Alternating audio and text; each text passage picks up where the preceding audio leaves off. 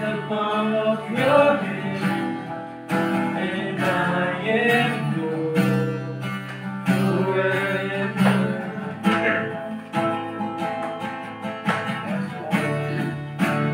Jesus, I believe you.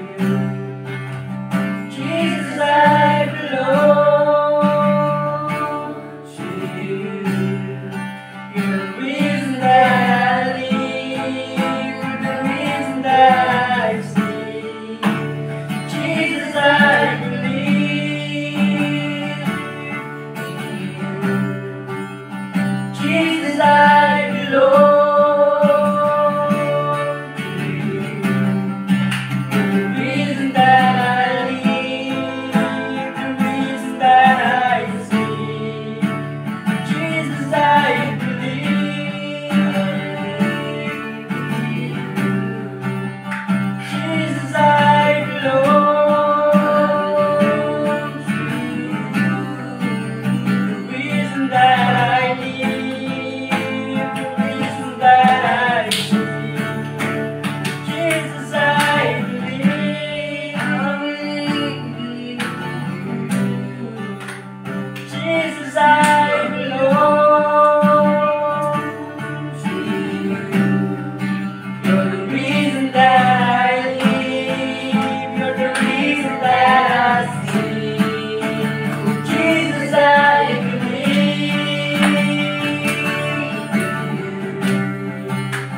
Jesus, I belong to you. You're the reason that I live. You're the reason that I see. Lord, I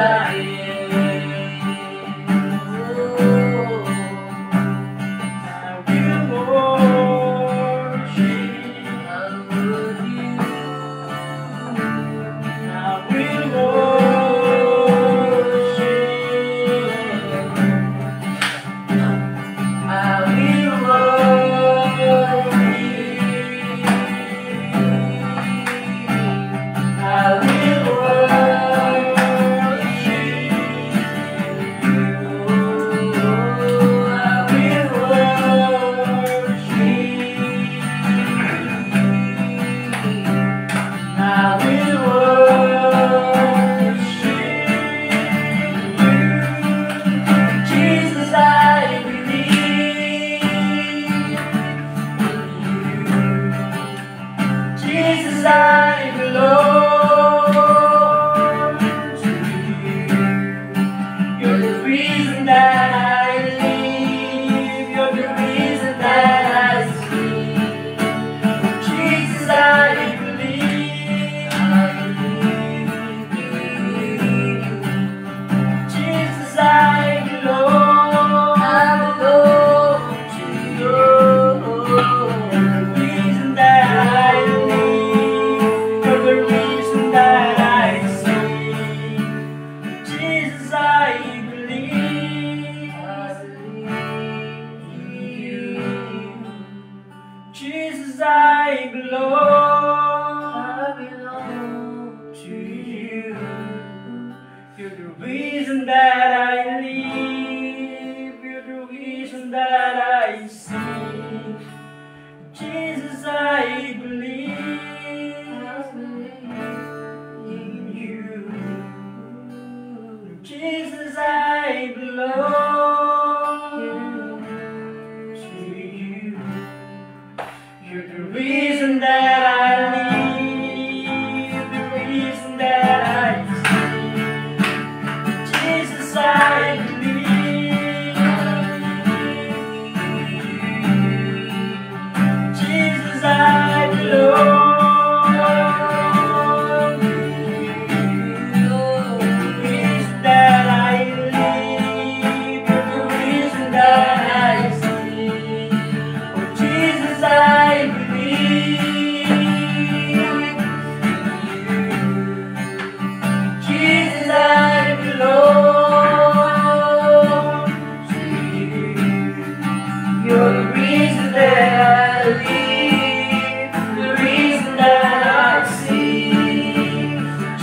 Jesus, I believe in you.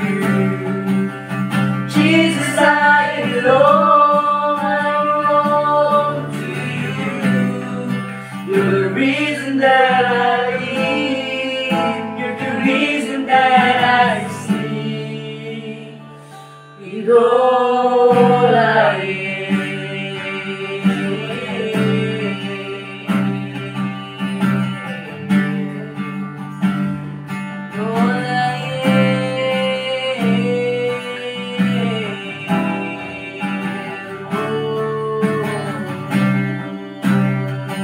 I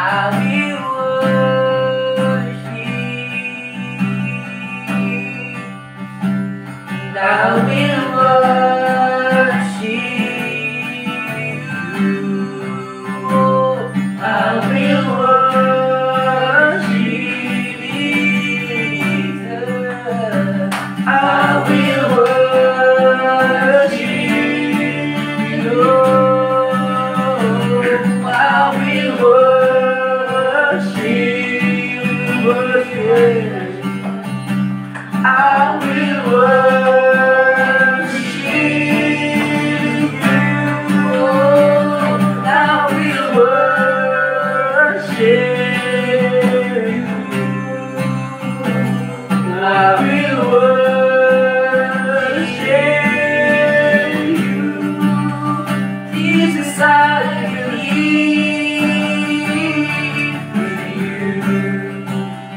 Jesus, I belong to you.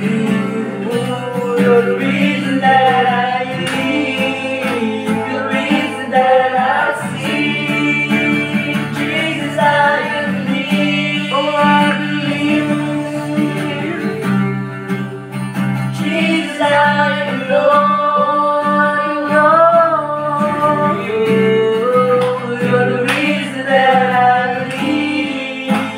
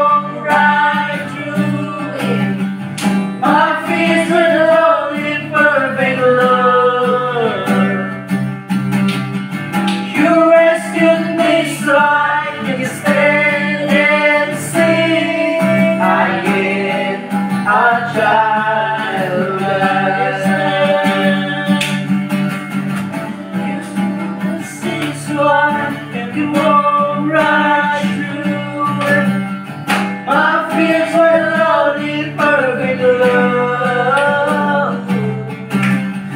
You rescued me so I can stand and sing. I am a child of God, no longer a slave to fear. For I am a child of God. I'm no longer a slave to fear. For I am a child of God. I'm no longer a slave to fear. For I am a child of God.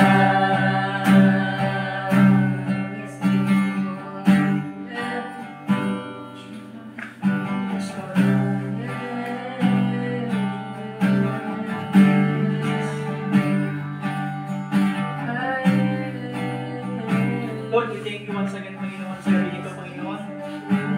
Salamat po muli, Panginoon, sa kasibihan ko, Panginoon, sa bawat isa sa amin, Lord. Lord, salamat po, Panginoon, sa maghapon naman na nag-iingat niyo po sa amin, Panginoon. Lord, salamat po sa lahat, Panginoon. Especially, Panginoon, sa pagmamahal niyo po sa amin, Panginoon. Salamat po, Ma. Dahil hindi ka po nagsasawa, Panginoon, na mahalin po kami, Panginoon. Lord, sa gabi ito, Panginoon, nawa, Panginoon, sa gabi ito, Panginoon, ayaw na kasi, Panginoon. Dahil kanta po may 5K, Panginoon. Lord, Panginoon, sa gabi ito, isa niyo po ang aming isipan, Panginoon, sa aming pagpakikinig, Panginoon, sa iyong mga salita. Lord, nawa, Panginoon, kami po'y makapulot, Panginoon, ng aral, Ama, upang gamitin po namin, Panginoon, sa pag-araw-araw po namin, Panginoon. Gamitin po, Ama, sa gamin sa Eros, ang Panginoon, sa gabi ito. Lord, tulungan niyo po siya, Panginoon. Kung kayo po, Panginoon, ang makita sa kanya, Panginoon, hindi po siya, Panginoon. Muli, Panginoon, salamat po. Pinupuri na po namin. Tinataas ngayon ang bukas. Pakailan mo sa pangalan na Jesus. Amen.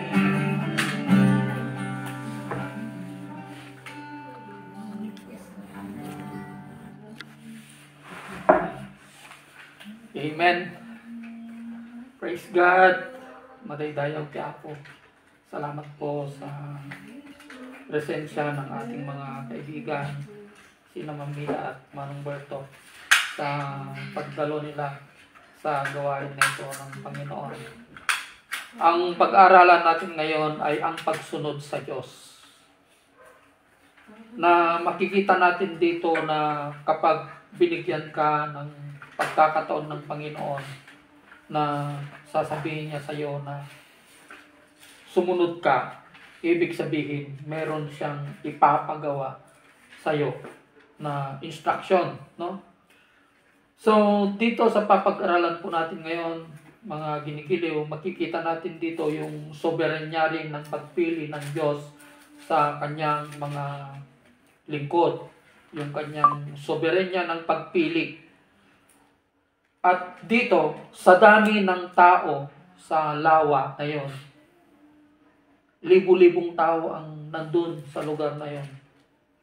Pero, aapat lamang na kaluluwa ang napili ng Panginoon.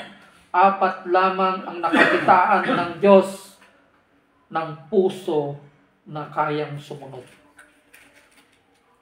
Nakita niya mismo ito sa Pampang, sa apat na magkakapatid na mangingisda. So dito sa tagpo na ito, mga ginigiliw, no? Mababasa po natin dito na yung pangingisda ng mga apat na magkakapatid na ito ay sa kanilang pangingisda, wala silang nahuli sa unang pagpunta nila. So dumating yung time na pumunta po ang ating Panginoong Jesucristo upang mangaral ng salita ng Diyos. At makikita rin natin dito na ang ating Panginoong Jesucristo ay hindi siya interesado sa crowd, sa mga tao. Lumalayo siya sa mga crowd.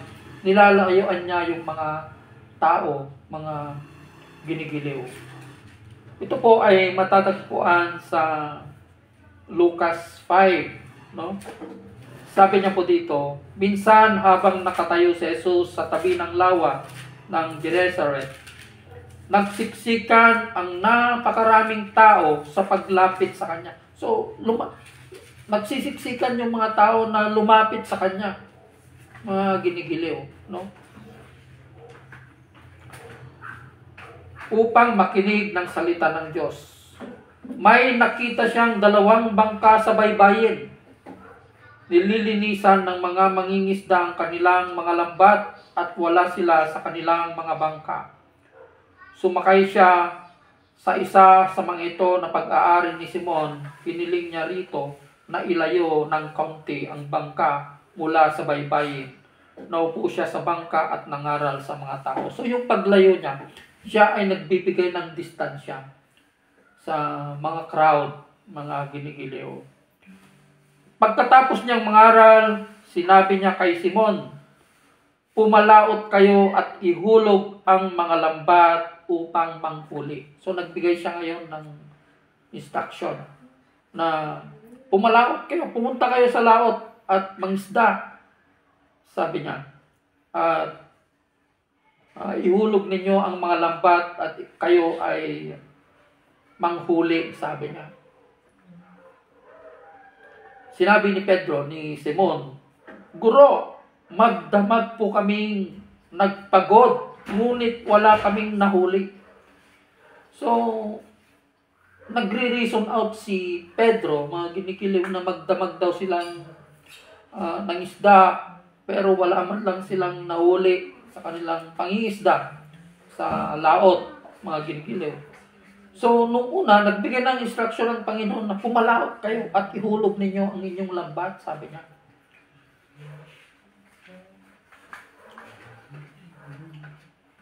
Ngunit, sabi ni Pedro, dahil sa sinabi ninyo, ihuhulog ko ang mga lambat, sabi niya. So, may pagsunod. So, ibig sabihin, pag nagbibigay ng Panginoon ng utos, dapat sundin natin. At makikita natin kung ano ang ibubunga ng pagsunod natin sa mga utos sa atin ng Diyos. Kung sinusunod po natin ang kagustuhan at kalooban ng Diyos, mga ginikiliw. Diba? So, ang nangyari po, ganun nga ang ginawa nila at nakahuli sila ng maraming isda. So, dahil sa kanilang pagsunod sa ating Panginoon, dahil sa pagsunod sa utos ng Diyos, kapag sinusunod natin ang utos ng Panginoon sa atin, pagpapalain niya tayo. Diba? Makikita natin na pinagpala niya sila ng maraming isda dahil sumunod sila. Pero kung hindi nila sinunod, bakit pa kami pupunta wala na nga kaming nakuha, wala na nga kaming nahuli na isda, babalik pa kami, magdamag na walang nakuha kahit isa, tapos babalik na naman kami. Lulukuhin lang namin ang sarili namin. Diba? Pero, dahil sa kanilang pagsunod, mga ginigiliw, natanggap nila ang pagpapala ng Diyos. Mga ginigiliw. Yun ang kadahilanan, no? Kung minsan, kung bakit hindi natin natatanggap yung pagpapala ng Panginoon. Dahil, kung minsan ayaw nating sumunod sa kanyang mga instruksyon. Ayaw nating sundin ang kanyang utos. Panginoon, gawin ko muna ito. Diba? Alam nyo, may sinabi dito ng Panginoon na delayed obedience is still sin. Delayed obedience is still disobedience. Nabasa nyo na ba yung kwento ng tungkol sa 2 magkapatid na sinabi ng unang kapatid na pinapapunta ng kanyang ama sa ubasan ng kanyang naunang anak upang magtrabaho. Sinabi niya na pupunta ka sa ubasan. Sinabi rin niya sa pangalawa. Pero, na-delay yung pagpunta niya, that is still a disobedience. Kasi hindi mo sinunod yung utos ng Panginoon. Diba? Katulad ng isang naging hari ng Israel, ang instruction ng Panginoon sa kanya, di ba? ang instruction niya, patayin lahat ng tao, bata, matanda, babae, anumang klase ng tao. Yung hari, lahat ng kanilang mga alagang hayop, pagpapatayin nyo lahat, sabi ng Panginoon sa kanya. Pero anong ginawa ng haring ito, mga ginigiliw? Alam niyo ang ginawa ng haring ito, hindi niya sinunod ang utos ng Diyos. Sinunod niya ang kanyang kagustuhan. Sayang, matataba yung mga alagang hayop, hindi niya pinatay yung hari ng lugar na yon. Diba? Hindi niya pinatay. Kaya anong nangyari? Anong sabi ng Panginoon sa kanya? Nagkamali ako ng pagpili sa iyo, sabi niya. Sabi niya kay King Saul, di ba? Nagkamali ako ng pagpili sa iyo, sabi niya. Kaya pinalitan siya ni David. Di ba? Dahil hindi niya sinunod ang utos ng Diyos. Kahit alam natin, alam niyo si Saul, mabuti ito. Sayang, iaalay ko yung mga hayop na ito sa Panginoon. Sabi niya, nasayangan siya sa mga hayop. Diba? Yung mga nakuha nilang mga ginto, hindi niya, sabi niya, wala kayong kukunin. Basta, sunugin nyo lahat. Sabi niya. Pero kinuha pa rin nila. Yung mga matatabang baka, hayop, pati yung hari, binuhay nila ang instruction, patayin lahat eh. Pati bata, patayin eh. So makikita natin dito na walang pagpapala sa hindi pagsunod sa Panginoon. Diba? Kundi destruction sa buhay natin kung minsan. Nagiging destruction sa atin kasi hindi natin sinusunod eh. Paano natin masusunod ang Panginoon ng mas mabigat na utos kung napakaliit na utos ng Panginoon hindi natin kayang sundin, diba? How much more? Kaya meron din sinabi ng Panginoon, paano tayo pagkakatiwalaan ng Diyos ng napakalaking bagay kung maliit na bagay hindi ka naman pagkakatiwalaan? Simpleng kautusan lang, hindi mo sinunod. How much more yung mas mataas na utos? Di mas lalong hindi ka nasusunod, di ba? Opo. Kaya, dito,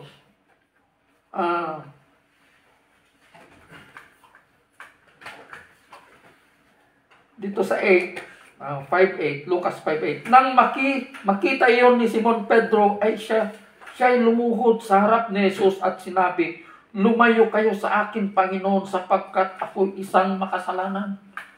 Alam mo, habang lumalapit tayo sa Panginoon, pag nakikita natin yung himala ng Diyos, habang lumalapit tayo sa Diyos, makikita natin yung sarili natin na tayo ay sobrang marumi at makasalanan. Nung nakita ni Pedro yung himala na ginawa ng Panginoon, yung kanyang utos na nagbunga ng pagpapala, nakita ni Pedro na habang lumalapit siya sa Panginoon, nakikita niya yung sarili niya na sobrang makasalanan. Ganun po tayo, mga kinigiliw. Yun ang gusto ng Panginoon sa atin. Na habang pag sinimulan mo ng basahin ang salita ng Panginoon, makikita mo yung sarili mo na ikaw ay sobrang marumi at makasalanan. There was one time sa Pinokpok, Kalinga po, yung pinsan po ni na Angelo, si Shelton. Kasi I always encourage them na napakahalaga kasi ang salita ng Panginoon. Hindi mo kasi pwedeng sabihin na meron kang pananampalataya sa Diyos kung hindi mo binabasa ang kanyang salita. O wala kang Diyos kung wala kang salita, kung hindi mo pinapakinggan at hindi mo pinapaniwalaan ang salita ng Panginoon. Kasi yun ang sinasabi niya sa Romans 10:17, ang pananampalataya ay nanggagaling sa salita ng Panginoon. Kaya I always encourage na basahin ang salita ng Panginoon kasi dito magkakaroon ka ng totoong Diyos. Makikilala mo yung Diyos na sinasamba mo sa pamamagitan ng kanyang salita. Kaya, yun ang sinabi ko sa kanila, I always encourage them to read their Bible. Kaya, nung bumalik po kami minsan doon sa Kalinga, kasi every Saturday pumupunta kami doon para magbahagi ng salita ng Panginoon. Pagbalik po namin doon, lumapit yung kabataan doon, yung pinsan, si Shelton. Uncle, auntie. At saka yung mga ibang kabataan doon, nung binaksan namin ang salita ng Panginoon, nung binuksan namin yung Bible,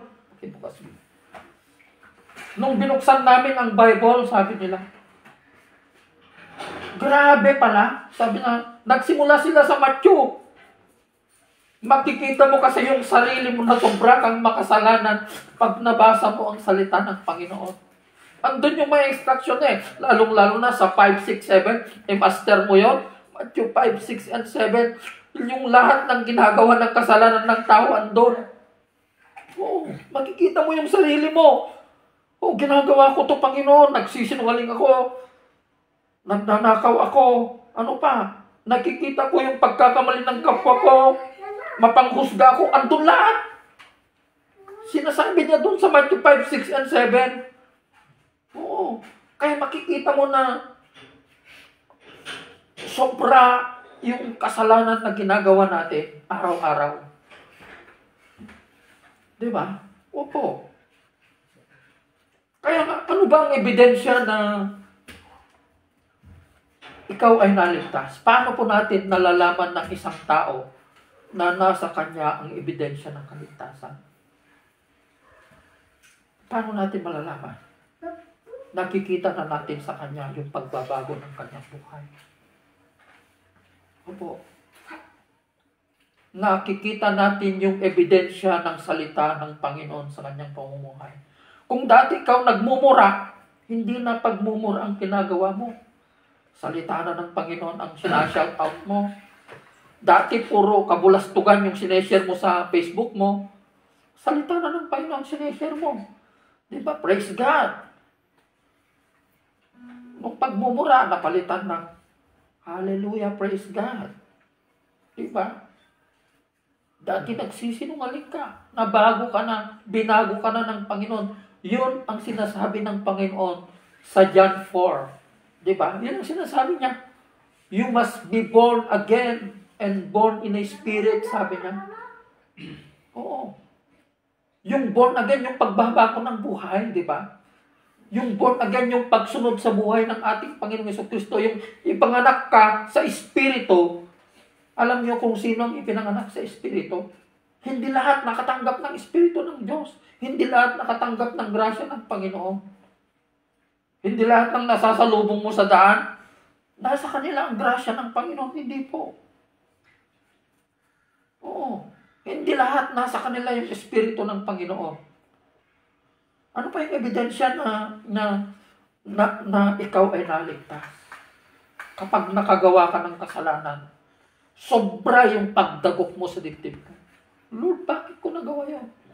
Ibig sabihin na sa'yo na yung banal na Espiritu. Bakit nagawa ko, Panginoon? Nagsisisi ka na. Kahit konting bagay, umiiyak ka na. Oo, Lord, nagawa ko yun. Grabe naman, Panginoon, patawarin mo ako. Pero kung hindi tayo Kristiyano, nagmumura ka na sa isip mo, ha? Gusto mo na rin pumatay. Akala mo walang nakakana. Alam ng Diyos yan. Kasi siya ang nagtanim ng puso at isip natin. Oo. Siya ang nagbigay ng puso at isip natin. Alam niya kung ano ang iniisip ng isang tao. Kung nagalit ka. Kaya nga dito nga lang pagkagalit anong pagkakaiba mo na sa isang kriminal? Gusto mo nang pumatay? Alam mo ang prinsipyo ko noon? Nung pulis pa ako, aggubat lang ko man. Tamapang ko aming patayin, dagiti kagurguran di lugar may ko na. Ganun ako noon. Nugubat lang ko, mapang ko patay namin kagurguran di may ko na. Pero, alam mo yung sinasabi mo na deklarasyon mo na gano'n? Isa ka ng kriminal, sabi ng Panginoon. Yun ang standard ni Jesus Christ. Kung nagalit ka na sa kapwa mo, wala ka ng pagkakaiba sa isang kriminal. Kung tinignan mo yung isang babae na may pagnanasa, wala ka ng pagkakaiba sa isang nangangalunya. So parang alam mo yung nangangalunya, parang nakikakabit ka na rin, di ba? Wala ka ng pagkakaiba. Babaero ka na rin. Parang nakikikwan ka na rin. Ganon. Ganon ang standard ng ating Panginoong Jesucristo, mas mabigat, di ba? Kaya nung nabasa ng pamangkin ko grabe pala ang kasalanan na ginagawa ko. Sabi niya, nakakatakot pala. Makikita mo na yung araw-araw mong ginagawa, yung hindi mo lang pagsunod sa magulang mo. Diba? Kasalanan na yun sa Panginoon. Oo. Yung nag-answering back ka sa Panginoon, kasalanan na yun. Nandito lahat. Opo. Kaya nga napakahalaga ang utos ng Panginoon, napakahalaga ang kanyang mga salita upang makita natin, masasalaman natin yung buhay natin sa araw-araw. Opo.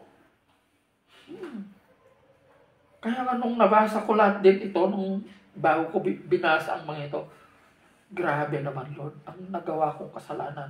Grabe palang nagagawa kong kasalanan. Nagkakasala pala ako araw-araw. Diba? Kaya nga, pag ang alam kasi natin, kung hindi pa tayo Kristiyano, hindi pa tayo nakakalam sa Panginoon, pag nagalit tayo, hindi tayo napagbigyan ng isang tao sa hiniling natin, o may nakaaway tayo, pinagsawsaw ang tutipang panunumon, tinatay kanto, kung kunagdyan, masarakang kanto lang, di ka pa lang mapisti, nakaduti bagbaga mo.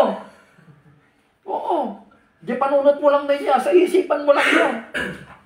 Oo, sa isip mo lang yun. Oo. Pero alam ng Panginoon yung laman ng puso mo. Alam ng Panginoon yung laman ng puso mo. Kaya nga,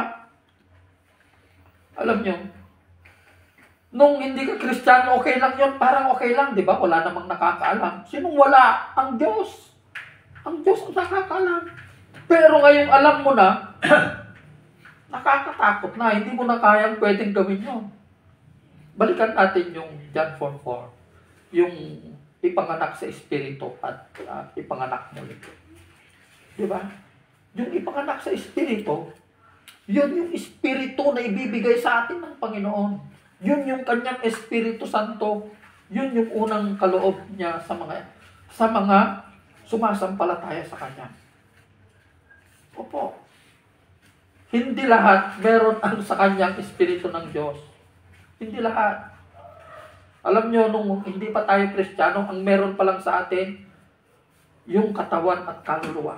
Yung kaluluwa kasi yun ang hahatulan ng Diyos. Yung kaluluwa, yun ang ibabalik natin sa Panginoon. Pero nung tinanggap natin ang ating Panginoong Jesucristo bilang Diyos at tagapagligtas ng ating buhay, bibigyan niya ang kanyang Espiritu. Kaya ipapanganak ulit tayo sa pamamagitan ng Espiritu Santo. Yung born of Spirit, sabi niya, yun ang sinasabi niya sa John 4:4, mga pinipili. Kaya hindi lahat ng nasasalubong nyo dyan, nasa kanila ang Espiritu ng Panginoon. Hindi lahat ay pinagsabihan ng ating Panginoong Jesucristo na hindi mo ba alam na yung katawan mo ay templo ng Diyos? Hindi. Hindi lahat. Ipagkamtin niya manginom tara. Oh, bawal yan. Umiinom ka ng alak. Don't you know that your body is the temple of the Holy Spirit? Sasabihin mo. Hindi. Pati manginginom ng arak, templo ng Espiritu Santo, hindi naman Oo. Ang templo ng Diyos, yung katawan natin, yung mga tumanggap lamang at sumampalataya sa ating Panginoong Jesucristo. Diba? Kaya matatawag natin ng katawan natin ay templo ng Diyos. Tapos pag templo na ng Panginoon yung katawan mo, gagamitin mo ba yan? Sabi ng Panginoon gagamitin mo ba yung katawan mo para makipag-nig sa isang bayarang babae? Kapag templo na yung katawan mo, gagamitin mo pa ba yung templo mo? Templo ng Diyos para magmura? Diba? Gagamitin mo pa ba yung templo niya para mambabae? Diba? Templo na niya ito Siyempre, banal na yung katawan mo, gamitin mo na, gawin mo na yan para sa Panginoon for the glory of God. Yun ang sinasabi niya sa Romans 8. Diba? Make your body as a living sacrifice. Sabi na. Diba? Yun ang sinabi ng Panginoon.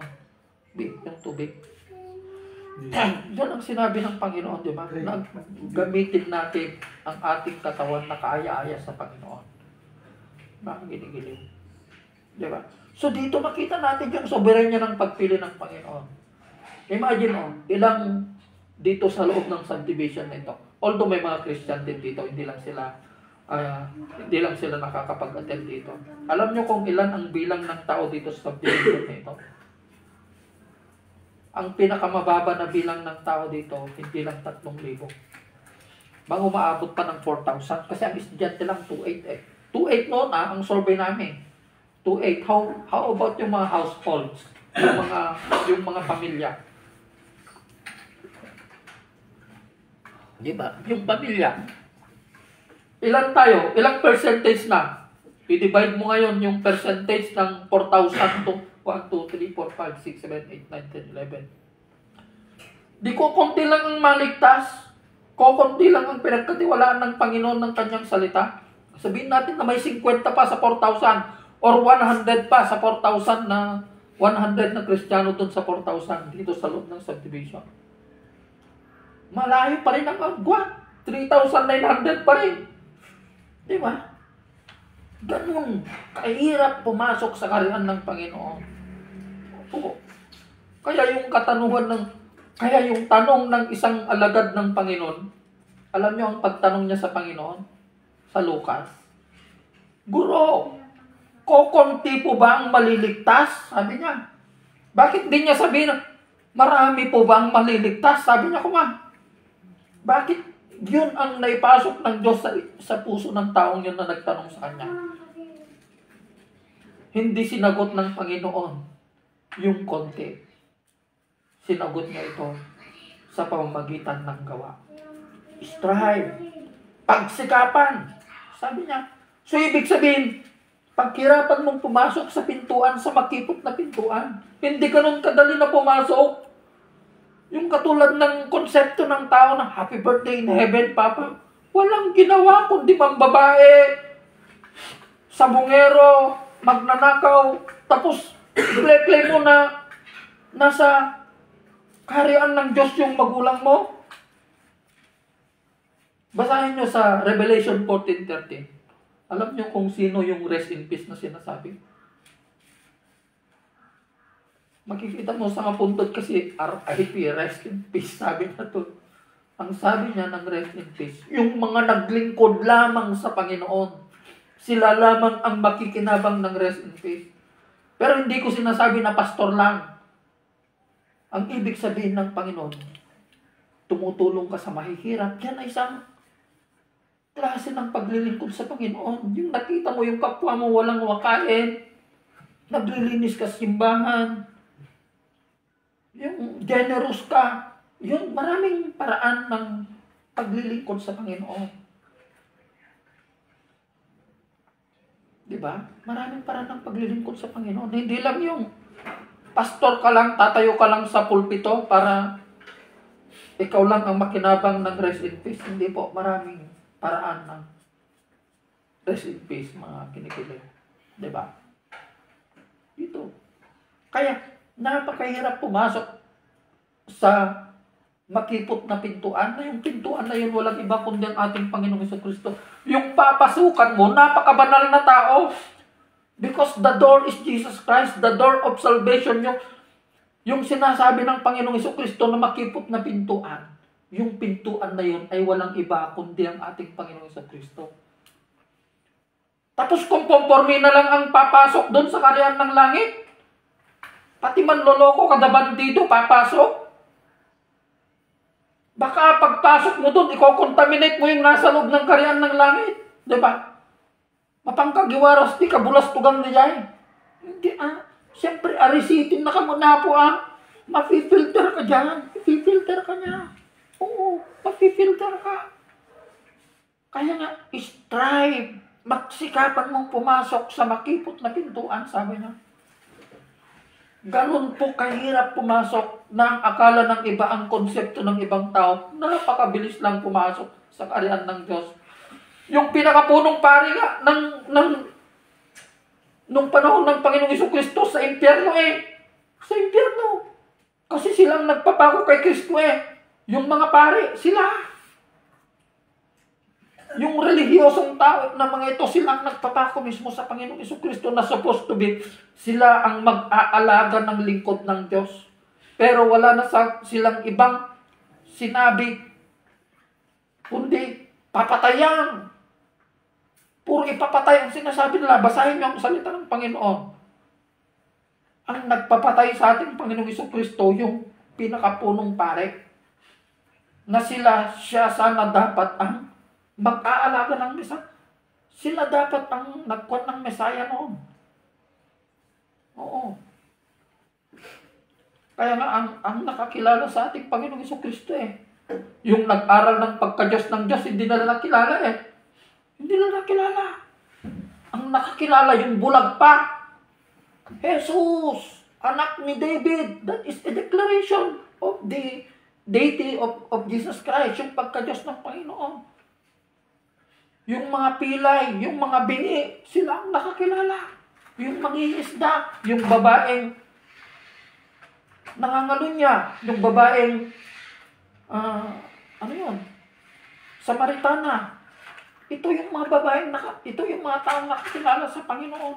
Yung umaamin sa kanilang sarili na makasalanan. Nakilala nila ang Diyos. Nakilala nila yung pagdating ng Mesaya. Opo. Ito nga, ang dami nga ayaw nga ito Alam nyo, mostly na ayaw na pakinggan ang salita ng Panginoon kung sino pa yung mga professional. Yung mataas ang pinag-aralan. Ayaw nilang pakinggan ang salita ng Panginoon. Opo. Dapat maging Berean tayo, katulad ng mga Berean. Nung nagturo si Paul, alam niyo si Paul, talagang in-scrutinize nila ang salita ng Panginoon. Tignan nga namin kung totoo yung sinasabi niya. I-scrutinize natin. Kung totoo yung sinasabi ng pastor, diba? Kung totoo yung sinasabi niya na salita ng Panginoon. Kunti na lang po.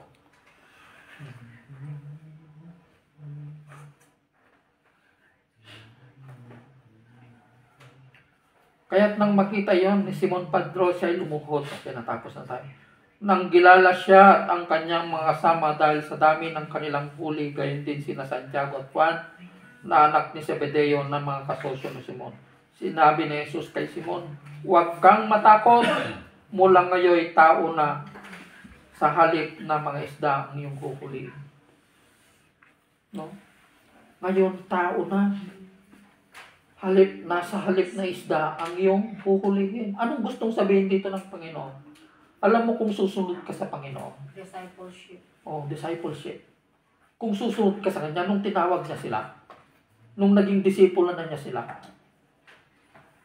ibig sabihin, yung pangingisda, iniwan na nila. Trabaho yun Trabaho yun. So, ibig sabihin, kahit iiwan mo yung trabaho mo, bubuhayin ng Panginoon yung pamilya mo. Kasi pinakita niya sa pamagitan ng maraming isda na nakuha nila Yung trabaho na yun, yung pangingisda, yun ay sumisimbolo yun ng trabaho ng tao. Diba? Sumisimbolo yun ng trabaho ng tao. Na sinabi ng Panginoon, hindi na isdang huhulihin mo ngayon kundi tao. Kaya, ang nangyari dito, kung babasahin natin sa Matthew, ang ginawa ng magkakapatid na ito nung tinawag sila, iniwan nila yung asawa nila, iniwan nila yung anak nila, iniwan nila yung magulang nila, iniwan nila yung pamilya nila. Come, follow me, sabi ng Panginoon. Sumunod ka sa akin, sabi niya. Sumunod na sila. Iniwan na nila yung kanyang pamilya. Si Peter may asawa at anak yun. May asawa at anak. Pero hindi ibig sabihin na pag sumunod ka na sa Panginoon, Lord, susunod na ako, magpapastor ako, punta na ako sa Mindanao, iwan ko na yung asawa ko, yung mga anak ko. Hindi, uuwi naman. Kaya nga, may biyanan si Pedro Lord, may hiling na kinibakit ko. Uwi naman ako, magpaalam ako, isang gabi lang. Kung namunta, gawin ka mo di pamilya. Diba? Alam ng Panginoon yung needs natin, diba? Hindi naman yung, gano'n. Alam mo yung kung totoo yung pagsunod mo sa Panginoon, yung hindi pa bago-bago yung isip mo. ipaparanas sa'yo ng Panginoon ng kanyang pagpapala. First time ko na mag-share ng ganito. Oo. Can I share also? Kahit gaano kabigat ang loob ko sa kapatid ko, parang wala lang sa akin. Okay na ako. Nagparaya ako eh. Oo, dapat marunong tayo magpatawad na. Yun ang sinabi ng Panginoon. Kasi kung magpaparaya ka kasi, Oo. magaan sa loob mo. Sabi ko, I'm no longer interested. Sabi ko, nobody can stop my blessings or my financial breakthrough when God will give me. Oo. Not even the devil, not even you and you. Sabi ko sa kanila, you cannot stop. What is for me is for me. Sabi ko sa kanila. Kaslawanin mo sa hindi bagati kung tuko naman. Kasi, no, I will keep that hatred. Ako din ang mabigat sa loob ko eh. So, I let it go. Kaya marunong tayong magpatawad. Para patatawarin din tayo ng ating Ama sa Langit, sabi niya. Kung hindi ka nagpapatawad, hindi ka marunong magpatawad, paano tayo patatawarin ng Panginoon? Wrong pala yung I forgive, but I cannot forget. Wrong pala. Hindi po. Wrong pala yung, if God forgive you, He forgets. Dapat ganun pala. Kaya nga sabi niya paano kung nagkasala yung kapatid ko 7 beses, sabi niya ng Panginoon Sabi ng isang alagad ng Panginoon 7 beses ko ba siyang patatawarin? Sabi niya, hindi. 70 times 7 equivalent to 490. Posible na yung isang araw 490 na magkakasala yung kapatid mo. Ang ibig sabihin nun, walang katapusan na pagpapatawad. Walang katapusan. Nangyari na sa akin to Yung mga napasaktan ko nun, no? Yung mga past life ko, talagang hinanap ko yung mga nila nun. Nag-message ako sa kanila. Nung nakilala ko ng Panginoon, patawarin niyo ako. At least nawala yung sakit ng doon sa na. Kasi baka hanggang ngayon andun pa rin yung kanila, kinikip nila na ganit. At least patawarin niyo ako. Sabi naman nila, wala na yun. Diba? Oo. Wala na yun. Pero Okay yung na yun. pastor ko pastor niya, ako kung minsan, nagkasala ka sa akin, pero hindi na ako nagtatrust sa'yo. Parang gano'n. Ang trust ko kasi parang itlog yan. Kaibigan kita, pero ayoko na. Oo. Parang gano'n. Another thing kasi yung trust Trust is another one. Kasi kung binetray mo na naman ako, lalo akong magkasala. Kaya, I will no longer, buuin yung trust ko ulit. Kagaya niyan yung nangyari sa amin ng kapatid ko. Because of that, I know kung anong klaseng kapatid sila. Sabi ko, mas maraming salamat, Panginoon. You serve as my eye-opener to my brothers and sisters. I know who they are, but I know you will keep me safe from them. Sabi ko. When the time is right, the Lord will give you that. Diba? the Lord will make it happen. Yes. And my plan for you is not to harm you, but to prosper you, sabi niya sa Bible yan. And to give you hope and future. Yeah, sabi ko nga, Lord, ang pinanghahawakan mo na lang yung mga salita mo sa akin.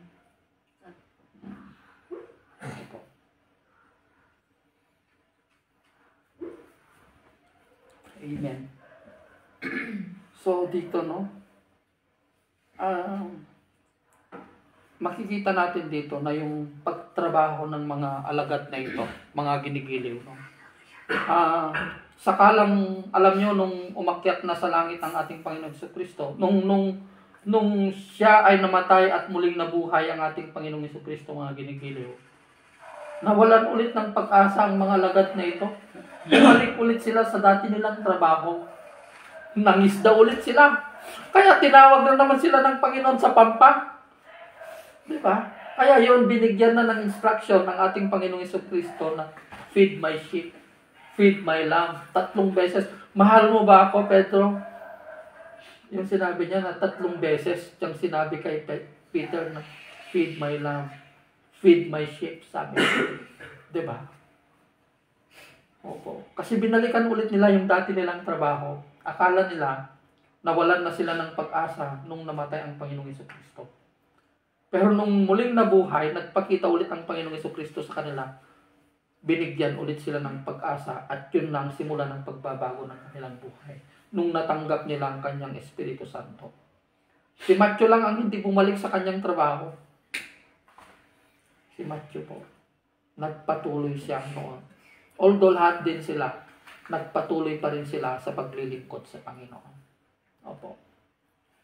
So yun lamang po, yun ang soberenya at pagpili ng Diyos sa kanyang mga lingkod.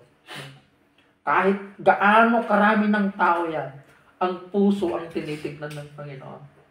Imagine that, ang daming nagkuhugas ng lambat sa dalampasigan.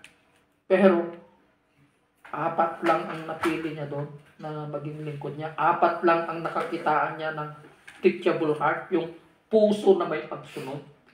Katulad din sa atin. Sa gabing ito, at sa mga nakikinig po, opo, hindi lahat pinagkatiwalaan ng Diyos ng kanyang salita. Ibig sabihin, pag pinapakinggan mo ng salita ng Panginoon, ibig sabihin, pinagkakatiwalaan ka na ng Panginoon ng kanyang salita. Hindi lahat ayaw nilang pakinggan ng salita ng Panginoon. Kasi ayaw nilang sundin, ayaw nilang sumunod. Mahirap eh. Opo. Kaya napaka-bless natin. Imagine ang nagtitiwala sa iyo, Diyos, yung lumikha ng langit at lupa. Kung tinanggap mo ang kanyang salita, ibig sabihin, binubuksan na niya yung puso mo upang tanggapin mo ang kanyang salita. Diba? Kaya nga, ang soberenya ng pagpili ng Diyos, hindi ayon sa gawa ng tao, tumutulong ako, gumagawa ko ng mabuti, kaya maliligtas ako. Hindi. Ang soberenya ng pagpili ng Diyos ay ayon sa kanyang layunin at habag lang. Habag at layunin, hindi sa gawa ng tao. Opo. Grace and mercy. Oo. Mercy lang. Awa lang kung bakit tayo naligtas. Hindi dahil sa pagtatrabaho natin, paggawa ng mabuti. Kasi ang ginagawa daw natin mabuti, sabi niya sa Isaiah 64, maruming basahan lang yan sa harapan ng Panginoon. Oh. Kasi kung wala kang pananampalataya sa ating Panginoong Jesucristo, nagyayabang ka kasi. Gusto mo lang na ipinapakita mo lang na parang gusto mo ng prestige, gusto mo lang ng fame, yung nakikilala ka. Opo. Yung nagpipicture ka na tumutulong. Opo. Kasi gusto mo na makilala ka ng tao, ay tumutulong siya ng ganito. Alam niyo kasi nung unang panahon, ang pagtulong ng ang ginagawa ng mga taga-Israel, lalong-lalo na sa simbahan, pag may nakikita silang tumutulong, amuyo niya tangguyok, boom, kunada. So nagbibigay yun ng atensyon sa mga tao, ay may tumutulong. May tumutulong, tignan natin, ay si ganito. I-appreciate nila. Kaya sa simbahan nga nakasulat, ang nagbigay, sulat mo kung ilang pa yung nakasulat, 10,000, 5,000, yung 20, kung minsan, parang gano'n na, diba? Hindi na natin dapat isulat ang mayon. Kaya nga, wala dapat nakakalam. Even your right hand, sabi niya, diba? Ibig sabihin, wala dapat nakakaalam. Pero kung may nakakita, pinos ka, hindi mo nakasalanan yun. Diyos lang ang nakakaalam. Kaya nga, nung baguhan po kaming Kristiyano, sabi ko po, ginawa rin po namin yun nung hindi pa kami grounded sa salita ng Panginoon. Talaga dito, daming bigas, 20, lang kaban na bigas yun. Tapos, mga karton-karton na dilata, dinala namin sa mga ita. Picture, lahat na, pati nagsasusupot, picture. Grabe. Nung nakilala namin ng Panginoon, natanggap mo na yung pagpapalang. Once na pinos mo ang mga yon, ibig sabihin, you have already received your reward. Wala ka ng reward sa Panginoon kasi natanggap mo na sa tao. Wow, tumutulong. Yun na yung reward mo, galing sa tao, hindi na galing sa Panginoon. Diba? Opo. So I hope you are being inspired sa salita na ito ng Panginoon. Magandang gabi po kay classmate ko, Colonel Sharon Malinlin, kay Sir Edmark, at sa lahat po kay Sir Colonel Gary po, at sa lahat po ng patuloy na tumatangkilik sa gawain na ito ng Panginoon. Magandang gabi po sa ating lahat. God bless everyone. Kay Sir Gary Matagay pala. God bless po.